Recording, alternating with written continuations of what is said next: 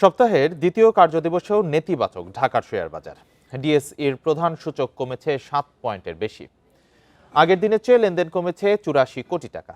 এ সময় দর হারিয়েছে 39 ভাগের বেশি কোম্পানির শেয়ার। অন্যদিকে চট্টগ্রাম স্টক এক্সচেঞ্জে সার্বিক সূচক বেড়েছে 35.34 পয়েন্ট। সোমবার দিনের শুরুতে কিছুটা ইতিবাচক ছিল ঢাকা স্টক এক্সচেঞ্জ। প্রথম 10 মিনিটে প্রধান সূচক বাড়ে 15 পয়েন্ট, তবে বেলা বাড়ার সঙ্গে সঙ্গে শুরু হয় সূচকের পতন। দিন শেষে ডিএসইএক্স সূচক 7.44 পয়েন্ট কমে অবস্থান করছে 4861 পয়েন্টে।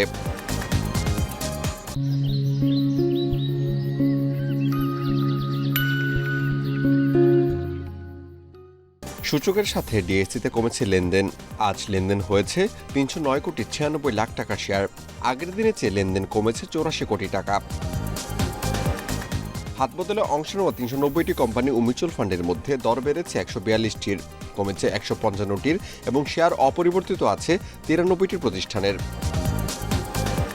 সবচেয়ে বেশি লেনদেন হওয়া প্রতিষ্ঠানের তালিকায় প্রথম অবস্থানে আছে সিটি ব্যাংক, দ্বিতীয় সোনালী পেপার এবং তৃতীয় অবস্থানে আছে আলহাজ টেক্সটাইল।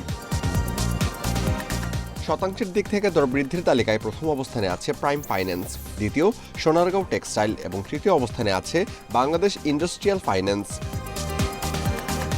অন্যদিকে চট্টগ্রাম স্টক এক্সচেঞ্জে সার্বিক সূচক 35.34 পয়েন্ট কমে অবস্থান করছে 13,617 পয়েন্টে।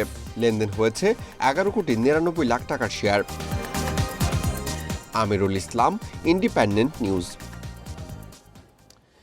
এবারে জানাবো বিশ্বের প্রধান মুদ্রার সাথে টাকার আজকের বিনিময় হার।